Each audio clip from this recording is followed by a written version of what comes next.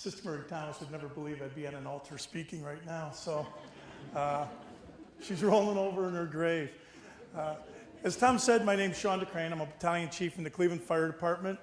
I represent the International Association of Firefighters in a number of areas, but bed bugs isn't one of them. Right now, currently I'm assigned as our coordinator of our EMT services. So who would have thought that it would have taken the bed bugs to actually get the integration of fire and EMS moving forward in the city of Cleveland? But we are, and Jamie's doing a great job, and I'm going to try not to repeat a lot of what Jamie's doing because we're trying to work together to ensure that all of our members are protected. So I told our chief, the county contacted me and they wanted me to come out to speak for 10 or 15 minutes. And he's like, you can't say hello in 15 minutes. What are you going to talk about? I said, well, in the fire department, we've recognized that there is a problem. And I know Jamie's done a lot of research over at EMS, and they've been very helpful in passing a lot of that information over to us. And one of the keys is in dealing with an issue is first to acknowledge that there is an issue and that there is a problem. And like Jamie said, our members started coming back and saying, listen, we're going into these homes, we're used to dealing with cockroaches. We've dealt with that for years. In fact, some of them are in the supper club at some of our stations. But the bed bugs is a different story because they're hard to detect a lot of times, and they could be easily taken home. And we've seen, even in the state of Ohio, a number of fire departments who are battling this problem in the stations. Akron and Cincinnati come to mind that had huge issues that they were trying to deal with. So we have identified many of the locations that are out there. We've asked our members to relay that information to us. And while our dispatch centers are separate, they're together on the same floor, and they're able to communicate. And we start to notify our members if they're responding to a known resident or a known building with an infestation so they can start to take proper precautions. But we've also recognized that there are a lot of cases or places where we don't know where they're at. So it's an investment to the city to be proactive on this issue. There's the financial cost to the city of providing the protective equipment, of taking companies out of service, of dealing with the stress with their members and the decontamination. There's the cost to the financial cost to the members. I know with my wife, if there was a case of bed bug, even just a scare, I would have a new comforter set, a new sheet set, a new towel set, and all the costs that go with the cleaning the house. But there's also a psychological impact to the members. I was just watching a sitcom the other day when I was traveling, and it dealt with lice in the school and the stigmatism that went with it, and the horror, the parents' horrid reaction to, it isn't my kid with lice, but we all know in the community, once that letter goes out, everybody knows whose it is. Everyone knows who's infected. So we understand there's a psychological effect on our members. So we want to be proactive. We want to be preventive.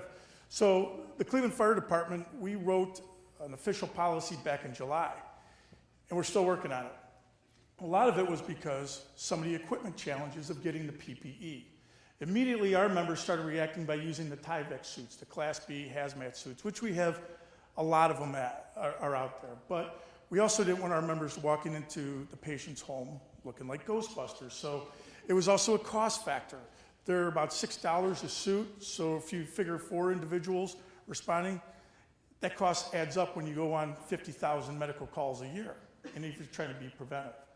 So we put out a department policy starting to advocate that our members recognize that any building can be contaminated. There isn't a sign out front, a placard that says, beware, bed bugs inside.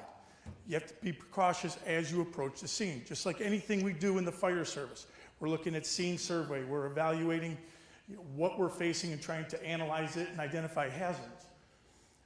Our daily apparatus check. Each morning, the driver of that apparatus has to go through it thoroughly, check the equipment, check to make sure the apparatus is performing properly. So we've added the required task of checking the seats, making sure that there aren't any signs of bed bugs. If there are, we'll cover that later. Our daily living quarters, we have an advantage over some of the EMS stations because they have 2 members there assigned per shift. We'll have 6 members per shift, so typically our companies have 24 members assigned per company, and many of the stations have 2 companies there. So we have a house fund. We purchase our own recliners The city provides the beds, and that's about it. So we're able to control what does come in and out of the station, so we haven't had to actually ban furniture coming into the station. But while we do our daily chores, firefighters, you have your morning cup of coffee, you talk about things at roll call, and then you go do your housework. And one of the requirements now is as you're doing your housework, check the bedding. Look for signs of infestation or bed bugs present. We did go out and provide box spring covers and mattress covers for all our stations as a preventative measure. And we're trying to educate our members on what to look for a bed bug presence or infestation. Take some steps on personal hygiene. This is a battle with some people, just kidding. But we want our uniforms washed separately in hot water and high heat.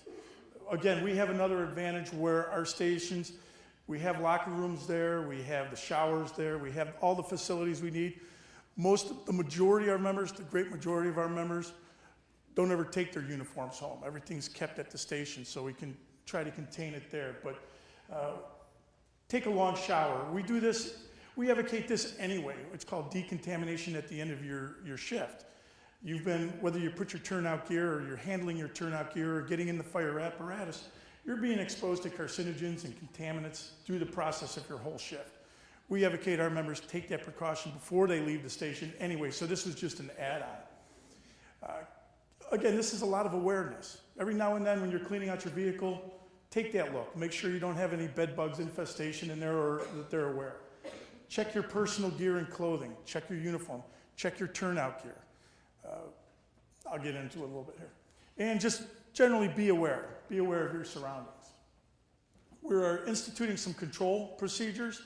We have first responder units, and we have 4 transport units, 4 ALS units that supplement the service of Cleveland EMS. Like I mentioned, we go on about 50,000, 45,000 medical runs a year. So this applies to both our first responders and our transport units. Turnout gear is not to be worn on first responders. First of all, we don't want our members wearing their dirty turnout gear into someone's home. I don't think the homeowner would appreciate us traipsing in. Sometimes it's unavoidable if you're coming from a fire call, but this was another reason to advocate and insist that our members not wear their turnout gear. We just received, we've been ordering them since July, but we just received our new personal protective suits. We kind of went to the all-encapsulated paper suit. As I mentioned, the Tyvek suit was around $6 a suit. This is about $1.20 a suit. So it's easily applied. It's got the booties built in. It's got a little hood on it. It doesn't quite have that Ghostbusters look of the Tyvek suits.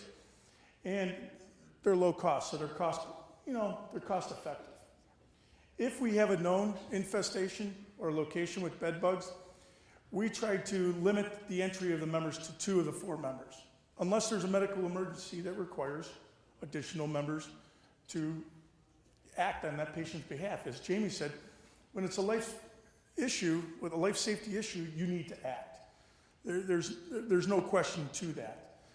We also advocate do not sit your equipment bags on soft surfaces. This goes back, I remember when I was a cadet, almost 21 years ago now, first thing they said, don't lean against the wall, don't lean on soft surfaces, keep the bag off the wall. That was for cockroaches. But now we're applying those same procedures or same precautions for the bed bugs. We also transport, as I mentioned, we have 4 transport units.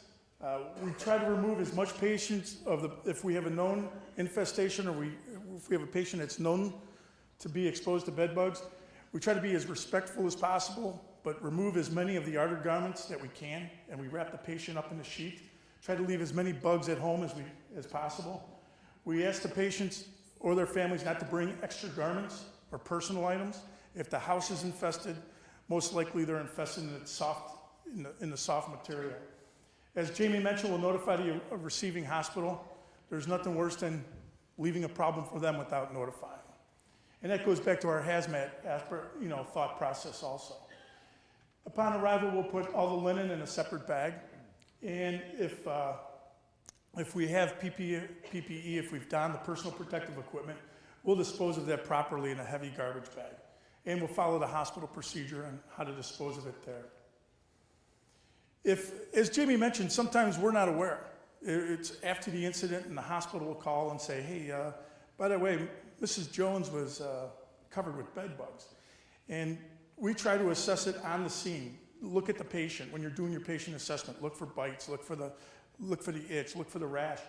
While you're doing your scene size up, look at the bedding, see if there are any telltale signs of bed bug presence. But sometimes you miss it, or it's not evident.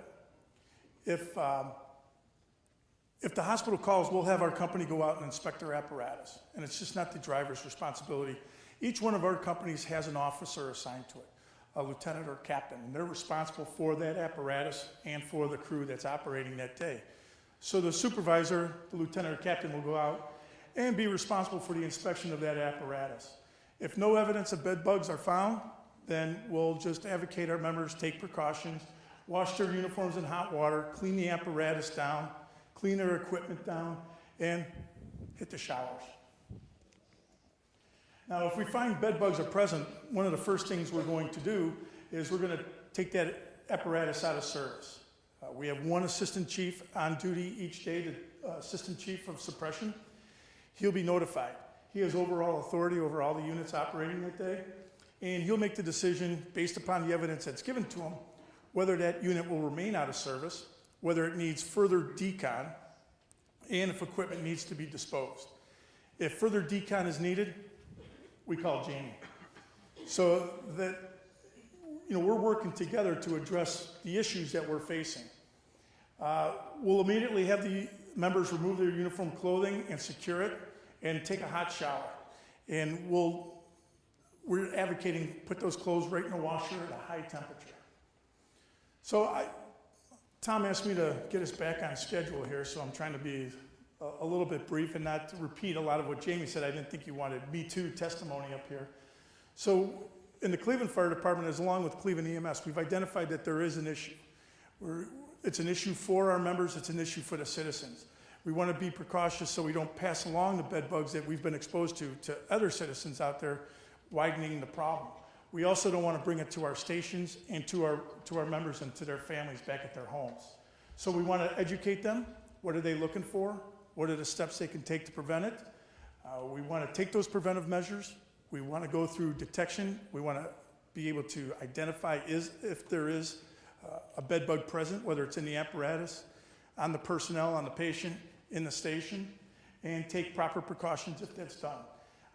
Understanding also that this is a live document, that as we get more information or as we go through our procedures, if we can identify additional procedures that would make the process better, we'll enact it.